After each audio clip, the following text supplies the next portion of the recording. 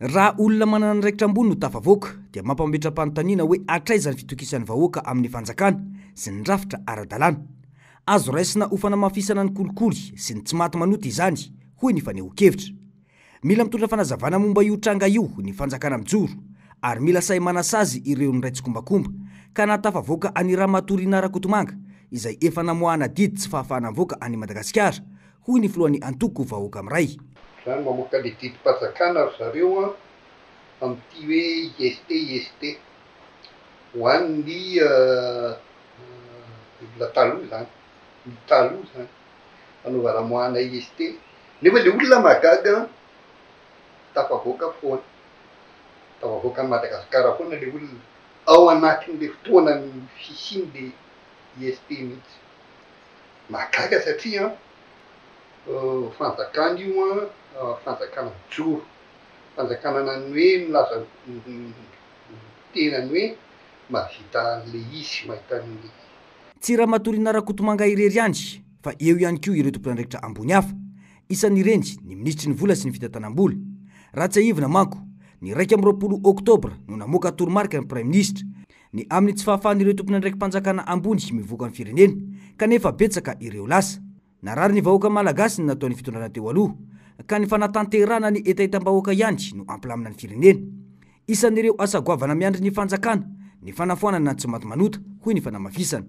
Mila jerena ihany koa ireo fitakiam-bahoaka eny anivon'ny commune izay olana nateraky ny fifidianana ben'ny tanàna farany teo, hoy hatrany Alphonse Rakotondrainibe. Alabato, ny alabato nisy tetrany hoe any antoko zao tokony nazo misy lasa ny antoko fitondrana. De presque le zavatra kota rehetrarehetra nge atokony fitondrana daholo, any fitondrana daholo teo aloha daholo no rehetrarehetra eo. Fa maninona zay mahagaga nge maninona le olona no zao vao mihetsika momba an'izany. Le mera ihany zao sisa miantikainga miantoka bililo, ary de reo de mera rehetrarehetra hita Antananarivo ka amin'ny anaran'ny fitondrana taloha tsisy tatasy daholo izy. Ary jereo tsara ny fijaliany zay hita trasy na io zao hitantsika hoe betsaka nanendeha nitsokana ka ny Dubai ny malagasy na tamin'ny BRICS ange zany Dubai zany.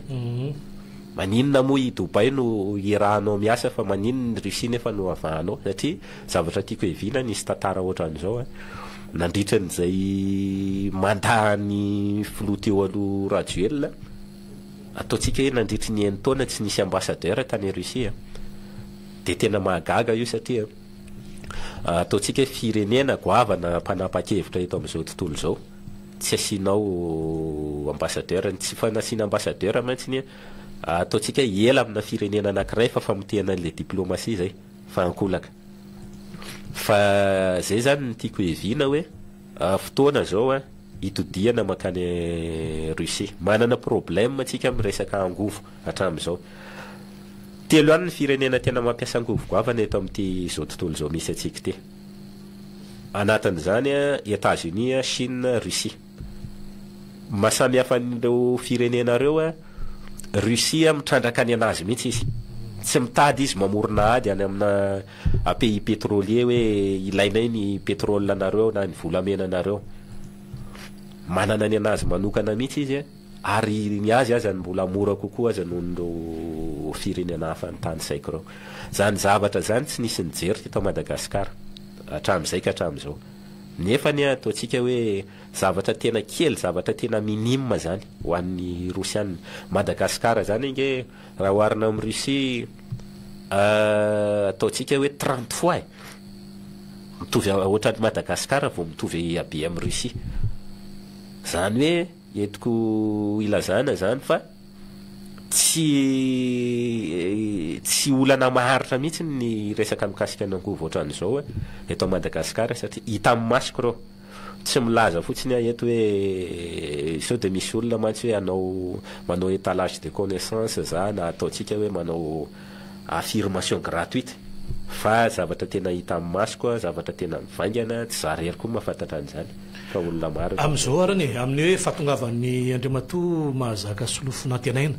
izay mandalo foana moa eto Madagasikara fa tena hoe amin'ny sehatra raisam-pirenena ny ampitan-dranomasina any tena misy an'ny fototrasa sy ny fifandraisana ny fahitanao ve mety hisy fiovana ve zany zao eto Madagasikara satria izay ny rafitra takililay tanora hoe makany an'le fanovana tanteraka dia inona le mety fanovana apetraka hita maso sy azo tsapahitanana iny le olana tamin'ny tondrana ny tolona satria tsy voafaritra hoe inona le fanovana tiana ho apetraka satria namandraky zany ny androany aloha za tsy mbola nahita sy naheno tena zavatra concret hoe inona le fanovantsika atao fa de le hoe ny lany reto le mpitondra taloha reto fa hoe nanao corruption nambotry firenena nambotro ny vahoaka namotika ny fanabiazana zay fotsiny le tena ny takina fa eto zany tsy hitako hoe iza zany ny olona na de ataontsika ray na roa tamin'ireny hoe reto avy le linina tokony ho arahantsika makaiza le orientation diplomatique ohatra makaiza ny resaka économie ahoana ny resaka finance zavatra tiako hivina de banque mondiale zany efa betsaka mihoatra an'izany banque BRICS aza mbola manana capital ambony kokoa noho ny FMI sy ny banque mondiale zany zavatra zany le tokony ho jerena satria tsisy za zany nijery foana tamin'ireny hetsika reny satria tena manaraka an'ireny akaika fa tsy mbola nahita aloha hatreto eniko ny olona sady hitako amin'le hoe fanovana rafitra fa io koa aza mbola manjavozavo satria ohatrany tenako zao amin'ny politologue anatin'le politologie ma tsy science izy hoe inona zany le zavatra tena mivaingana azotsika atsangana amin'le hoe fanovana rafitra ohatry ny ahoana samy manana an'le lasa torapole izy zay le zavatra misy satria samy niteniteny eo daholy hoe ahoana ty tsy tokony atao Antananarivo tsony ny vangongo ny vola tokony fa samy miparitaka amin'izay zany zavatra toram-po zany zay zany le zavatra tiako hivina ka ny fahitako azy aloha zany hoe ty zany mbola mitolona zany raha le famitehana nahazo atsika tamin'ny fitondrana teo aloha tsy vita vetivety fa mbola mitohy foana le tolona hatramin'izao iazaka zany tena tsorintsika ny resaka hoe rehefa misy savoritaka ara-politika na hoe misy fanjakana anankiray menjera ao anatin'ny fitondrana ty Afrika indrindraindrindra iazaka zany firenena rosianina ny fampiresahana ara-diplomasia ary tongavany zareo mivantana ao anatin'le firenena mihitsy izay firenena afrikana iny rahantsika nahita zao ohatra hoe teto Madagasikara ao anatin'izay tonga de hoe nisy fampiresahana teo amin'ny maso ivoan'ny Russie miona sy miasa eto Madagasikara sy ny koloniely Randrianirina Mikael ny fomba fahitanao an'izay zany hoe lasa makany kokoa ve zany tsika sa le fiaraha-miasa ny tena katsahana ao anatin'le izy ny fiantsona sy ny hoe hitako fotsiny reny zany hoe za zany amin'le hoe ma spécialiste ny tenako amin'ny resaka mikasika an'io diplomasia anatin'le politologie koa za zany reny tsy de nanao réaction loatra tamin'ireny satria inona ny antony fampisehoana sary le zavatra hitako raha le zavatra hita zany fampisehoana sary na ny olona nkely hitako hoe manao réaction ny olona na ny malagasy hoe zao ny tena ilaina ary tena hoe tokony miaraka amin'ny Russie tsika hitako daholo reny na za koa aza miombokevitra amin'izany fa za zany mahita foana eto Madagasikara le politika na le diplomatie hoentitsika amina émotion io zany tsy vita an'le hoe tsy ilaina intsony nareo fa reto indray miaraka aminay de mamoaka sary ianao ohatra miaraka amin'ny sinoa miaraka amin'ny araby tsy zay le izy zao nke hitatsika nakaiza zao le vokatry le reny zavatra reny faraparatsiny mba ataotsika zany ohatra hoe nisy na de sortant russe anankiroa na sortant soviétique anatin'le gouvernement ny gouvernement tange raha tsy diso 7 nisana ministre de nefa tsy nisy to ohatra na solitena hoe namoaka sary fotsiny zany ny olona hoe tany ny filoham-panjakana ny resaka tamin'ny diplomate russe ny resaka tamina olona vitsivitsy koa amina resaka Russie io de tsy hita nefa hoe raha ohatra namanokana zany tsy mbola hitako le tena zavatra mivaingana inona le zavatra misy zany tsy midika akory hoe tsy andeha le fiaraha-miasa satria io asa manginany amin'ny diplomasia tsy mila hoe tapage be hoe rehetra zay fa hoe midobodoboka aponga ianao miaraka amin'le olona hoe miaraka amintsika nge reto e ohatran'izay le izy ny zavatra misy indray nefa ny amin'ny diplomasia manao an'io daholo ny olona rehetrarehetra fa ny olona fotsiny mety tsy hita fa miditra amin'ny vatana misy ny olona tsy ny ambassadeur ny Russie rehetra nge niona tamin'ny filoham-panjakana colonel Michael fa betsaka reo niona na ny diplomate reo betsaka niona taminy ny zavatra tiako eviana fotsiny volonté politique ny fandraisana décision amina fiarahana amina firenena zany hoe nanahita niny kory zareo teto akilany zareo occidentaux de natsiaro zareo hoe ndao hiazakazaka aingana ireconnaître aingana fa ho lasa ty rehefa tsy manao an'izay karazana initiative zay tsika de reny moa zany ny vokatra hitatsika hoe reconnaître tokory zareo zao zany moa ny tena marina tsy voaresaka tsony ny hoe transition ny misy fa efa régime moa ny misy fa iny moa tsy olana iny satria mitovy ny hoe fitohizana fanjakana fotsiny amin'ny ankapobeny fa za zany tsy misy hoe zavatra okianiko aloha amin'ny hoe mikasika ny fitantanana kehitriny mo zareo koa mbola voaingana ihany koa tsika no nandresy tamin'le tolona zany ny akamaroan'ny malagasy ohatra hoe mandoa ny rodana ny fitondram-panjakana anankiray de tsy olona 5 na 10 kory ny nanao azy ao anatin'izay ve mety mamavy zany alasahiranao an'ny vahoaka ve satria zay moa no takina teny kianja ohatran'ny malasa sena maneritreritra ihany no mahita tamin'izany fotoana izany hoe ny fisarisarian'ny Lilis Babary Clémence Le Bidon Jaune na mpiongana izao fitondram-panjakana izao mitaky lay hoe rano fisotro madio sy ny resaka mombana herinaratra nefa ny afara tamin'ny fialana tanteraka mihitsy mety ahoana reny fomba azahoantsika ny hoe mamaly alasahirana ny vahoaka eo amin'izay resaka mombana herinaratra sy ny rano fisotro madio izay mba hahafahana mamaly lay tena hoe vahaolana le tena nydediavin'le tanora teny kianja ohatran'izao le zavatra misy satria za zany mantsy zay le teneniko tena tsitoko terem-bolo tery zay hoe politologue ny tenako de zany hoe amina sehatry ny politolojia misy zavatra maro tokony hodiniana za zany mijery foana nle amin'ny fiteny frantsay hoe face cachée ny zavatra misy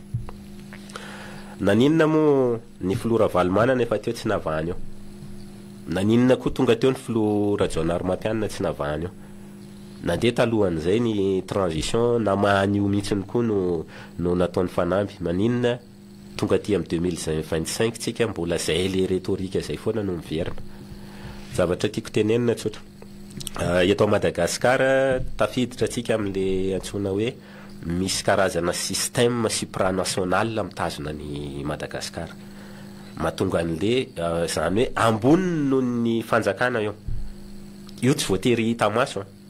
fa ataontsika hoe amina karazana groupe na karazana clan zany hoe créena mihitsy ny reny mba hahatonga an'le hoe misy karazana système parallèle afaka mampikatso ny état mampikatso an'le fitondram-panjakana misy eo hoe nareo nge vao mihetsiketsika eo nareo na makary nareo na makaty afaka hakatsonay te zao fotsiny resaka eviko zany resaka logika ho teneniko anao namana maro jaune tsy miafina zany manana olona tsika malagasy sy vahiny millionnaire en dollar ataotsika zany hoe raha reo olona reo koa mahatsiaro victime ka mivondrona hoe andao tsika andeha hividy groupe andretana n'ity Madagasikara ty ary anao projet manokana mihitsy ny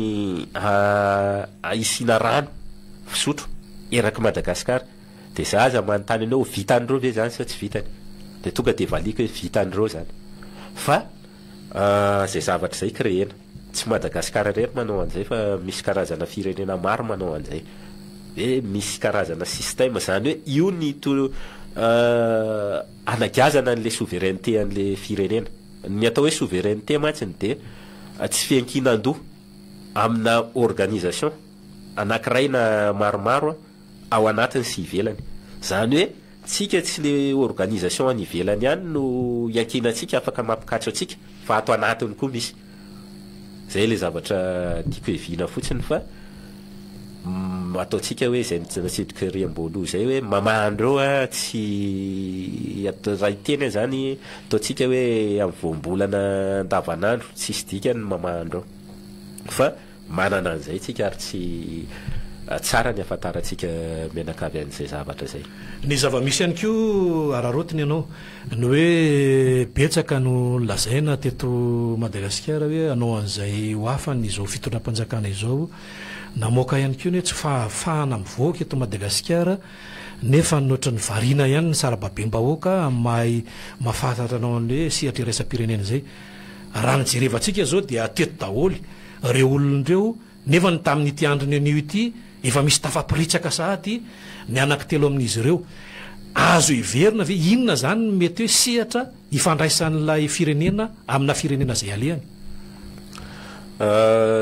voalohany indrindra aloha zay natsidika riam-bolo zay hoe fandray any zany tsy mbola manana souveraineté mazava sy mivaingana tsika malagasy reny olona reny ny fandray tamina firenena maro ary ataotsika zany hoe ny asa hoanina firenena